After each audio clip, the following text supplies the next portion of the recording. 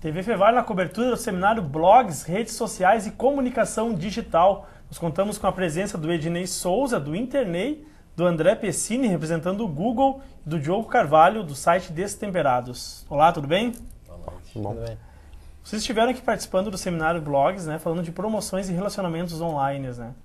Essa questão das marcas, como é que as marcas se relacionam com as redes sociais. Então, Ednei, eu queria que tu começasse contando um pouco da tua experiência, né, com essa questão de usar as redes sociais como uma forma de publicidade das empresas. Bem, falando de uma forma um pouco resumida, né? Eu utilizava blogs para poder conversar com meus amigos, na verdade. A coisa cresceu, começou a ter uma grande audiência, e aí eu pensei a perceber que esses canais podiam ser utilizados comercialmente pelas empresas, né? Hoje eu tenho uma agência especializada no assunto, e a grande diferença das redes sociais é que você precisa estar nelas para conversar com as pessoas, não simplesmente comunicar, né? Antes, se você trabalha com televisão, com rádio, com TV, a pessoa que está assistindo, ela não tem naquele momento que ela está recebendo aquela mensagem como devolver, como responder alguma coisa de volta.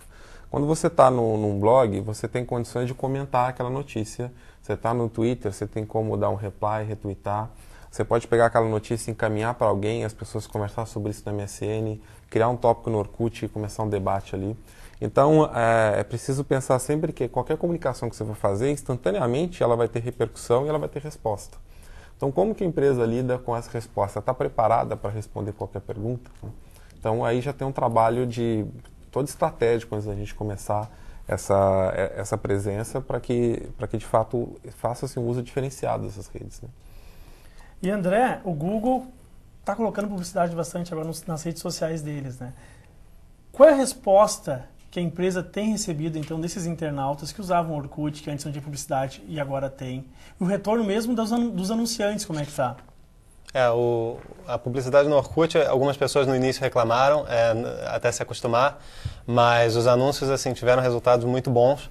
E aquele anúncio na home do usuário é só uma das coisas que você pode fazer no Orkut para exibir a marca. E como o Ednei falou, o Orkut é um lugar privilegiado em que o usuário está muito próximo da marca. Então, um caso bem interessante foi da Doritos, que a Elma Chips ouviu a conversa do pessoal nas comunidades de amamos Doritos e amantes de Doritos e fez o pacote de 5 quilos que o pessoal tanto queria e foi um sucesso estrondoso. Eu acho que é muito importante ouvir o consumidor, o usuário, as pessoas estão interagindo muito mais próximas com as marcas hoje em dia. E essa questão da publicidade na internet, nas redes sociais, também está criando um novo mercado, né? São novas pessoas trabalhando, são novos nichos, né? Como até na tua empresa, que tu comentaste antes, na conversa aqui fora, que existem essa questão da saúde, né?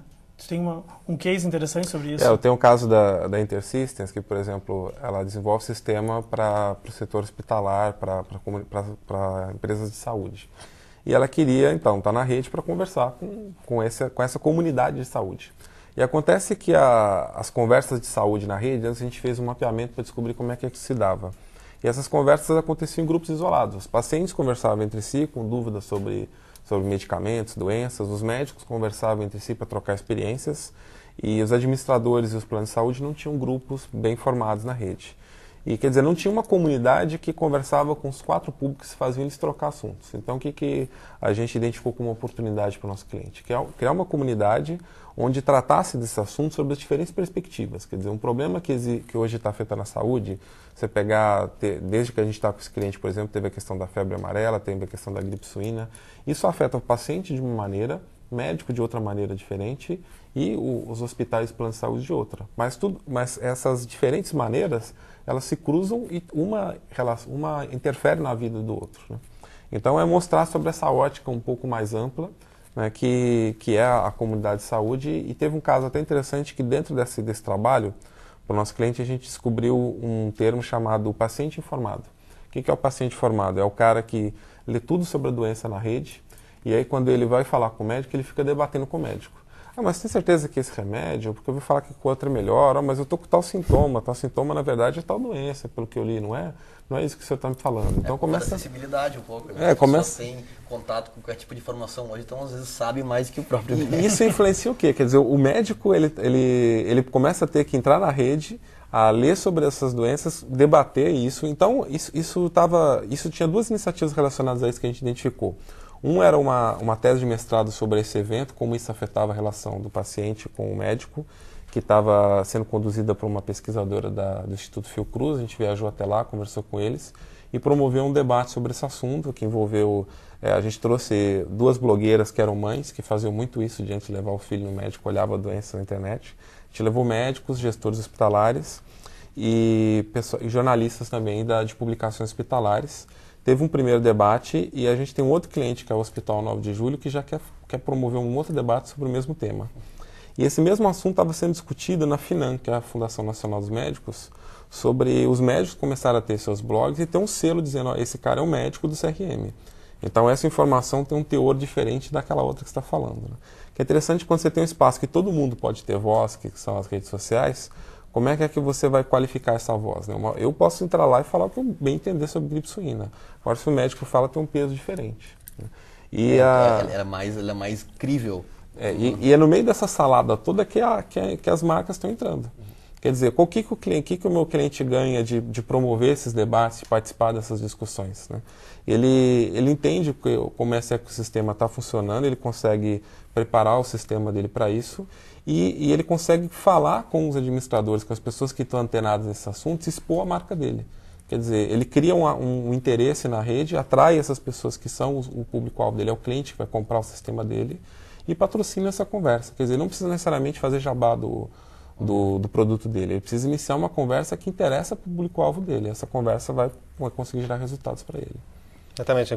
Quanto mais as pessoas passam tempo consumindo mídia na internet, né, mais conversação como essa vai acontecer. Né? É uma oportunidade boa para as marcas. Sim, isso que nem você falou. Às vezes o pessoal fala assim, por que eu vou anunciar no Orkut? Né? A pessoa está só jogando conversa fora. Mas esse cara que está lá no Orkut, ele também é um empresário, ele também é um jornalista, ele também é um publicitário. Quer dizer, ele está ali, às vezes, no momento de lazer dele, mas ele tem uma função profissional e aquele é o momento que você pega o cara descansando.